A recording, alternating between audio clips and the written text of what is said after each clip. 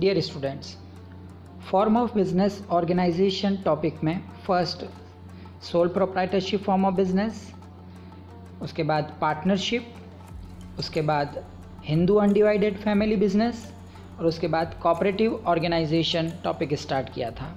और cooperative organisation के बारे में हमने पढ़ा था कि the main motive of cooperative organisation is not earning profit but the main motive of cooperative organisation is mutual help और सर्विस मोटिव। मतलब कोऑपरेटिव ऑर्गेनाइजेशन का मेन मोटिव प्रॉफिट अर्न करना नहीं है, मेन मोटिव कोऑपरेटिव ऑर्गेनाइजेशन का mutual help है, service motive है, एक दूसरे की मदद करना है। और इससे पहले हमने डिस्कस कर लिया था कोऑपरेटिव ऑर्गेनाइजेशन के फीचर्स, मेरिट्स और डीमेरिट्स की। Today we are going to start types of cooperative organisation. Cooperative organisation के कौन कौन से टाइप्स हैं इस पे डिस्कस करते हैं। तो 6 कैटेगरीज हैं कोऑपरेटिव ऑर्गेनाइजेशन के टाइप हैं। First, consumer cooperative society, producer cooperative society, cooperative marketing society, credit cooperative society, cooperative farming society और cooperative housing society. One by one इन सोसाइटीज़ के बारे में डिस्कस करते हैं, कोऑपरेटिव सोसाइटीज़ के बारे में डिस्कस करते हैं कि ये जो कोऑपरेटिव सोसाइटीज़ हैं इनको फॉर्म क्यों किया जाता है और इनके फॉर्म करने से, बनाने से, ऑर्गेनाइजेशन को क्रिएट करने से जो मेंबर्स हैं उन्हें क्या क्या बेनिफिट्स होते हैं। First, consumer cooperative society.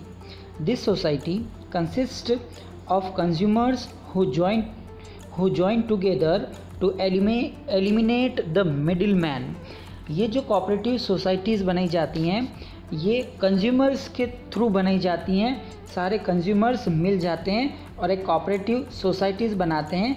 और इसका रीज़न क्या होता है, मिडिलमैन जो होते हैं, मध्यस्थ जो होते हैं, जैसे होलसेलर और रिटेलर, जो डिस्ट्रीब्यूशन की एक चेन है। सबसे पहले फैक्ट्री में गुड्स मैन्युफैक्चरिंग होता है, वो सप्लायर के पास आता है, सप्लायर से होलसेलर, होलसेलर से रिटेलर और उसके बाद कस्टमर के पास आता है। तो कस्टमर, मिडिलमैन, होलसेलर और रिटेलर को रिमूव करने के लिए, एलिमिनेट करने के लिए, हटाने के लिए इस टाइप की कोऑपरेटिव सोसाइटीज़ को डेवलप करते हैं। They purchase goods directly from manufacturers.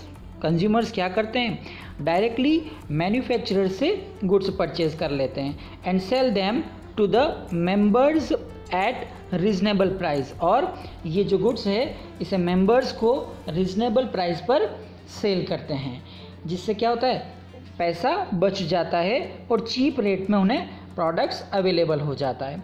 The profit is distributed among members, dividend on capital and bonus is proportion to their purchase during the year। और ऐसी कोऑपरेटिव सोसाइटीज़ के जो member होते हैं उन्हें जो भी प्रॉफिट होता है उस प्रॉफिट का जो लाभांश है, डिविडेंड है, वो मेंबर्स अपनी कैपिटल के अकॉर्डिंग डिस्ट्रीब्यूट कर लेते हैं, बोनस मिल जाता है उन्हें और जितनी वो परचेज़ करते हैं पूरे ईयर में उस अकॉर्डिंग उन्हें बोनस भी मिलता है। नेक्स्ट बात करते हैं। Next, producer cooperative society. This society consist of small producers who individually find it difficult to procure the input and get the machineries and latest technologies। ऐसे मेंबर्स, प्रोड्यूसर्स जो individually ये difficulty feel करते हैं कि वो latest technology, machineries, raw material ये सब purchase नहीं कर सकते हैं या कलेक्ट नहीं कर सकते हैं, ऐसी सिचुएशन में lot of small producer join होकर कंबाइनली सोसाइटी क्रिएट कर सकते हैं। The profit of producers cooperative is distributed in proportion to the goods sold by each member of the society. और मेंबर्स जो होते हैं वो प्रोड्यूसर्स क्या करते हैं, जो कैपिटल उन्होंने कंट्रीब्यूट करी है कोऑपरेटिव सोसाइटीज़ को डेवलप करने के लिए, उस अकॉर्डिंग अपने प्रॉफिट को डिस्ट्रीब्यूट कर लेते हैं। Next, cooperative marketing society. The cooperative marketing society consist of small producers who find it difficult to sell their product at profit। ऐसे प्रोड्यूसर्स जो अपने गुड्स को मार्केट में सेल नहीं कर पाते हैं या प्रॉब्लम उन्हें अपने गुड्स को मार्केट में सेल करने के लिए प्रॉब्लम फेस करनी पड़ती है, डिफ़िकल्टी होती है। The output of all the small producers is brought together. ऐसी सिचुएशन में सारे प्रोड्यूसर्स क्या करते हैं, जितना भी आउटपुट है, जितना भी फिनिश गुड्स है, उस सबको साथ में कलेक्ट कर लेते हैं and sold at the best price. और जब लॉट ऑफ लार्ज क्वांटिटी में मैन्युफैक्चरिंग गुड्स उनके पास हो जाता है, प्रोड्यूसर्स के, स्मॉल प्रोड्यूसर्स के पास, तो वो उसे बल्क में, लार्ज क्वांटिटी में बेस्ट प्राइस पे मार्केट में सेल करते हैं। Such a society helps to improve the bargaining power and competitive position of its member. ऐसी सोसाइटी डेवलप करने से, बनाने से मेंबर्स जो होते हैं उनकी क्या होती है, बार्गेनिंग पावर्स बढ़ जाती है और कॉम्पिटिटिव पोजीशन उनकी मार्केट में बढ़ जाती है। जो लार्ज प्रोड्यूसर्स हैं उनसे वो कंपटीशन कर सकते हैं। It performs various marketing functions. इसके साथ साथ कि कुछ फंक्शंस भी परफॉर्म करते हैं, such as transportation, warehousing, packaging, grading, जिससे इन्हें बेनिफिट हो सके। Next, cooperative credit society. It consists the people find it difficult to arrange credit and loans। ऐसे पर्सन जो उधार, क्रेडिट और लोन की प्रॉब्लम को फेस करते हैं, ऐसी सिचुएशन में ऐसे पर्सन मिलकर क्रेडिट कोऑपरेटिव सोसाइटीज़ डेवलप करते हैं। This societies provide financial assistance to its members and promote habit of saving.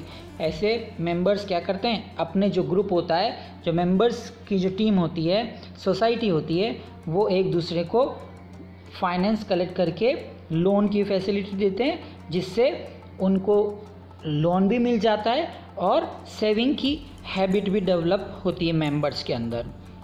Next, cooperative farming society.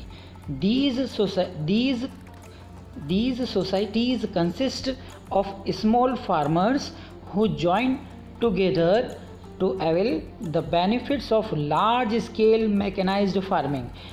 ऐसी सोसाइटीज़ ऐसे फार्मर्स के थ्रू डेवलप की जाती है जिनके पास में स्मॉल लैंड है या स्मॉल लैंड का भाग है, तो वो मिलकर क्या करते हैं, सारे लैंड को एक ग्रुप में कर देते हैं, तो एक लार्ज एरिया बन जाता है उनके पास और उस लार्ज एरिया में वो फार्मिंग का काम करते हैं। These societies are very useful where agriculture suffer from excessive sub division and fragmentation of land. ऐसी जगह जहाँ पर लैंड का स्मॉल पार्ट में सब डिवीज़न हो जाता है या बंटवारा हो जाता है भूमि का, या बंटवारा हो गया है एक ही परिवार में, ऐसी जगह पर उस पूरी लैंड को एक कोऑपरेटिव सोसाइटी बना के एक साथ मैन्युफैक्चरिंग करने से बेनिफिट मिल सकता है और ऐसी सोसाइटीज़ वहाँ पर सक्सेस रहती हैं। Next, cooperative housing society. These societies purchase a big plot of land, construct flats on that and sell these flats to its members for building houses. ऐसे पर्सन्स जिनको हाउस की रिक्वायरमेंट है, need है, ऐसी situation में lot of person मिलकर एक land को परचेज़ कर लेते हैं, भूमि को परचेज़ कर लेते हैं और उसके ऊपर फिर वो बाय लोन और बाय मेंबर्स क्या इन्वेस्टमेंट क्या करते हैं, फ्लैट कंस्ट्रक्ट करते हैं और उन फ्लैट्स को अपने मेंबर्स को देते हैं इंस्टॉलमेंट में। It provides residential accommodation to their members. इससे जो आवासीय सुविधा उनके मेंबर्स को मिल पाती है। नेक्स्ट टॉपिक स्टार्ट करते हैं, कोऑपरेटिव इंस्टीट्यूशन इन राजस्थान। राजस्थान के अंदर कोऑपरेटिव इंस्टीट्यूशंस के स्ट्रक्चर्स की बात करते हैं और ये स्ट्रक्चर्स 3 पार्ट्स में हमारे पास है। फर्स्ट जो पार्ट है इसका है Rajasthan state cooperative banks RSCB, इसका अदर नेम एपेक्स बैंक भी है। राजस्थान राज्य सहकारी बैंक या शीर्ष बैंक कैसे डेवलप हुआ इसका डिस्कशन करते हैं। A committee was established by RBI in chairmanship of Shri Kothari to give suggestion to establish apex bank. एक कमेटी डिसाइड की गई सबसे पहले रिजर्व बैंक ऑफ इंडिया के थ्रू, और इस कमेटी के जो चेयरमैन थे वो कौन थे? Kothari. On the basis of recommendation, और इस कोठारी कमीशन के बेसिस पे या इनकी रिकमेंडेशन पे एपेक्स बैंक वॉज इस्टेब्लिश्ड 14 अक्टूबर 1953। इस कमेटी की सिफारिश पर 14 अक्टूबर 1953 को एपेक्स बैंक की शुरुआत हुई।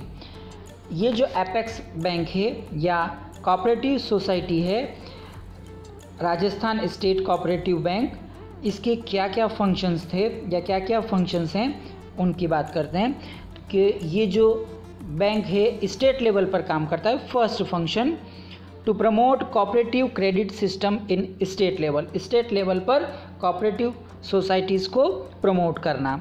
To provide short term and medium term loan to central cooperative banks, central cooperative bank जो डिस्ट्रिक्ट लेवल पर है उनको क्या करना? शॉर्ट टर्म और मीडियम टर्म लोन प्रोवाइड करवाना। Next, to act as a connective link between reserve bank, NABARD and state cooperative bank. ये एक लिंक के रूप में भी काम करता है।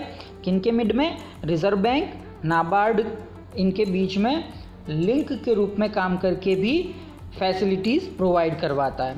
To functions as financial balance between various central cooperative banks, district level पर जितने भी सेंट्रल कोऑपरेटिव बैंक्स हैं उनके लिए फाइनेंशियल असिस्टेंस की फैसिलिटीज़ प्रोवाइड करवाता है। To provide necessary loans to other non agriculture cooperative societies, और एग्रीकल्चर सोसाइटीज़ के अलावा भी जो अदर कोऑपरेटिव सोसाइटीज़ हैं उनको लोन की फैसिलिटी प्रोवाइड करवाने का काम करता है। To collect exchange bills and cheques, bill of exchange account के अंदर टॉपिक आप लोग पढ़ेंगे, बिल को देने और लेने का काम। तो बिल ऑफ एक्सचेंज की फैसिलिटी, चेक की फैसिलिटी, बिल को कलेक्ट करने की फैसिलिटी, बिल को कलेक्ट करके उसके ऊपर फाइनेंस की फैसिलिटी प्रोवाइड करवाता है। To provide facilities of loan and overdraft to members and depositors, loan की फैसिलिटी और ओवरड्राफ्ट की फैसिलिटीज़ इसके जो मेंबर हैं उन्हें प्रोवाइड करवाने का काम करता है। To provide local facilities for self custody और फॉर ए वैल्यूएबल आइटम्स के लिए लोकल की फैसिलिटीज़ भी प्रोवाइड करवाता है। तो ये सारे फंक्शन किसके थे? राजस्थान स्टेट कोऑपरेटिव बैंक के फंक्शन थे। एपेक्स बैंक के ये फंक्शन थे और ये स्टेट लेवल पर काम करता है। नेक्स्ट बात करते हैं सेंट्रल कोऑपरेटिव बैंक CCB, केंद्रीय सहकारी bank. Central cooperative banks are composite on district level. ये सब बैंक कहाँ पर काम करते हैं? डिस्ट्रिक्ट लेवल पर काम करते हैं सेंट्रल कोऑपरेटिव बैंक्स, केंद्रीय bank. The first CCB of state opened इन अजमेर 1910। सबसे पहले केंद्रीय सरकारी bank central cooperative bank Ajmer में 1910 में स्टार्ट हुआ था। एंड मोर सक्सेस, और काफ़ी सफल हुआ था। एट प्रेजेंट, अभी करंट में 29 CCB, अभी 29 CCB हैं, सेंट्रल कोऑपरेटिव बैंक हैं। एंड इट्स 4 to 9 ब्रांचेज, इसकी 429 ब्रांचेज हैं। And 6231 village services cooperative committees are working in state. और इसके अंदर 6231 6231 village service cooperative committees work कर रही हैं। नेक्स्ट थर्ड लेवल की बात करते हैं। फर्स्ट लेवल पे हमने बात करी थी एपेक्स बैंक की, नेक्स्ट सेंट्रल कोऑपरेटिव सोसाइटीज़ की, और थर्ड बात कर रहे हैं हम प्राइमरी एग्रीकल्चर क्रेडिट सोसाइटीज़, प्राथमिक कृषि साख समितियाँ। ये थर्ड लेवल पर काम करती हैं, मतलब ये जो सोसाइटीज़ हैं ये विलेज लेवल पर वर्क करती हैं। This is the basis of cooperative movement. These committees are come in contact of rural people. क्योंकि ये विलेज लेवल पर वर्क करती हैं तो ये रूरल पीपल के टच में होती हैं। It is an important media of encourage and collect saving in rural sector. ये जो सोसाइटीज़ हैं ये इनकरेज करने के लिए विलेज पीपल्स को सेविंग्स के लिए, अदर फैसिलिटीज़ प्रोवाइड कराने के लिए मेन रोल को प्ले करती हैं। As on 31 March 2015 primary agriculture credit societies number is 6231 in Rajasthan. 2015 के डेटा के अकॉर्डिंग बात कर रहे हैं तो उस समय 6231 कोऑपरेटिव सोसाइटीज़ विलेज लेवल पर primary agriculture credit societies work कर रही थी। इनके वर्क क्या हैं, फंक्शंस क्या हैं, उसकी बात करते हैं। To provide short term loan to its member, short term के जो लोन होते हैं उसकी फैसिलिटी प्रोवाइड कराना। To supplies agriculture inputs, agricultures के लिए जो भी फैसिलिटीज़ हैं वो प्रोवाइड कराना। To develops the habit of saving in rural public में सेविंग की हैबिट को डेवलप करना। To provides consumers products on reasonable price, consumers को चीप रेट पे रिजनेबल प्राइस पर प्रोडक्ट अवेलेबल करवाना। For advice and guides to agriculture people and other members, और सलाह देना, गाइड करना, ये सारे काम विलेज लेवल पर primary agriculture credit societies work करती हैं। नेक्स्ट टॉपिक की बात करते हैं, पब्लिक इंटरप्राइजेज और public sector units. Public enterprises कौन सी होती हैं, पब्लिक सेक्टर यूनिट कौन सी होती हैं। सबसे पहले मीनिंग की बात करते हैं। It refers to an enterprise which is operated and controlled by central government और पब्लिक अथॉरिटीज़। ऐसी सारी यूनिट्स जो सेंट्रल गवर्नमेंट मैनेज करती है, कंट्रोल करती है, ऑपरेट करती है, या पब्लिक अथॉरिटीज़ जिसे ऑपरेट करती हैं, वो सब क्या कहलाती हैं, पब्लिक इंटरप्राइजेज या पब्लिक सेक्टर इंटरप्राइजेज यूनिट्स कहलाती हैं।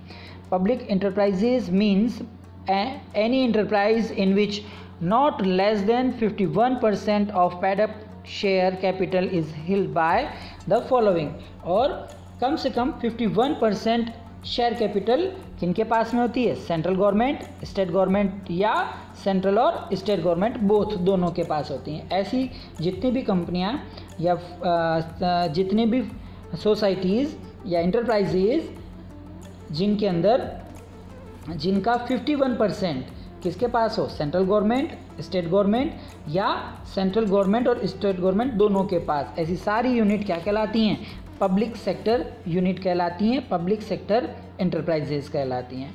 पब्लिक सेक्टर इंटरप्राइजेज कैसे डेवलप हुआ, इसकी रिक्वायरमेंट क्यों हुई, नीड क्यों हुई, आवश्यकता क्यों हुई, उसकी बात करते हैं। Before freedom of India there was many social economic problems, face करना पड़ रहा था इकोनॉमिक प्रॉब्लम्स को, जैसे inequality of income, low standard of employment, weak industrial basis, lack of necessaries facilities. इन सारे रीज़न से, इन सारी प्रॉब्लम्स की वजह से, due to these make economic development policies and adopt public enterprises, और इन सब की वजह से किसे एडॉप्ट किया गया, पब्लिक इंटरप्राइजेज को, पब्लिक सेक्टर यूनिट को एडॉप्ट किया गया। After 8 years industrial policy resolution 1956 came out in which industries were classified in these categories, और 8 ईयर के इंडस्ट्रियल पॉलिसी रिजोल्यूशन के बाद 1956 में एक इंडस्ट्रीज़ को एक डिफरेंट कैटेगरीज में क्लासीफाई किया गया और न्यू कॉन्सेप्ट को एडॉप्ट किया गया। तो इसके अंदर इन्हें 3 पार्ट में बांटा गया फर्स्ट थे, और इनको बांटने का रीज़न क्या था वो बात करते हैं। महारत्न, नवरत्न और mini Ratna. These prestigious titles provide them greater autonomy to compete in the global market. ये जो टाइटल हैं ये वेरियस पब्लिक सेक्टर यूनिट्स को दिए गए. इसका देने का रीज़न क्या था? ताकि उन्हें अलग अलग स्वतंत्रता मिले, ऑटोनॉमी मिले, जिससे वो ग्लोबल मार्केट में कंपटीशन फेस कर सके और इस ऑटोनॉमी में उन्हें डिफरेंट टाइप के फ्रीडम्स दिए गए. अब बात करते हैं महारत्न क्या है. A company qualifying for Maharatna status should have an average annual turnover of rupees 20,000 crore during the last 3 years. Maharatna का टाइटल अगर किसी कंपनी को अचीव करना है, क्वालिफाई करना है, उस तक पहुंचना है, तो उसके लास्ट 3 year का टर्नओवर कितना होना चाहिए? 20,000 crore rupees. The average annual net worth of the company should be rupees 10,000 crore. और ऐसी कंपनी का नेट वर्थ क्या होनी चाहिए? एनुअल कंपनी की 10,000 करोड़ और एनुअल टर्नओवर कितना होना चाहिए? 20,000 crore during the last 3 year. तो ऐसी कंपनी अगर होती हैं जिनका टर्नओवर 20,000 करोड़ है लास्ट 3 year का, या और जिनकी नेटवर्थ क्या है? 10,000 करोड़ है, उन्हें महारत्न का टाइटल दिया जाता है. इसके साथ साथ उन्हें अलग और भी रिबेट फैसिलिटीज़ भी प्रोवाइड की जाती है. नेक्स्ट टाइटल है Navratna. The central public sector enterprises fulfilling the following criteria are eligible to be considered for grant of Navratna status. Navratna status के लिए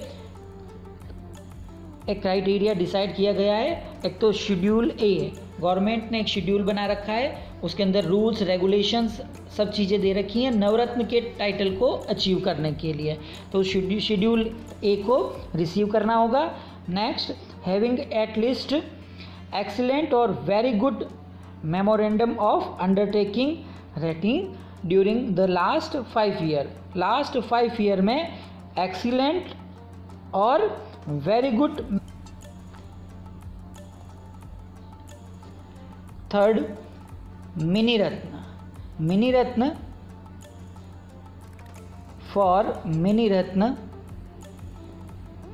for Miniratna category public sector unit should made profit in the last 3 year continuously and should have positive net worth.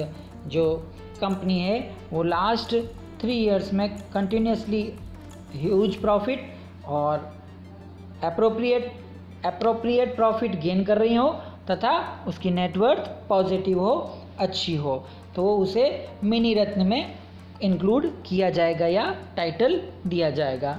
यहाँ एक chart है. इस chart के अंदर हमारे पास में महारत्न, नवरत्न और मिनी रत्न में शामिल कौन कौन सी पब्लिक सेक्टर यूनिट्स हैं उसको शो किया गया है.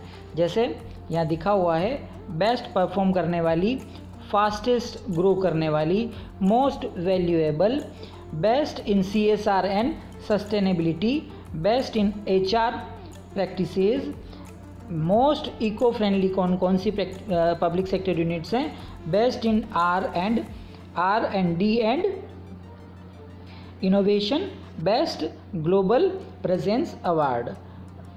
इन सब के अंदर कौन कौन सी कंपनियां हैं? तो यहाँ हमारे पास में महारत्न में दे रखा है जैसे gas authority India, coal India, oil and natural gas, steel authority of India, national thermal power corporation, steel authority, है ना, भारत हैवी इलेक्ट्रॉनिक्स,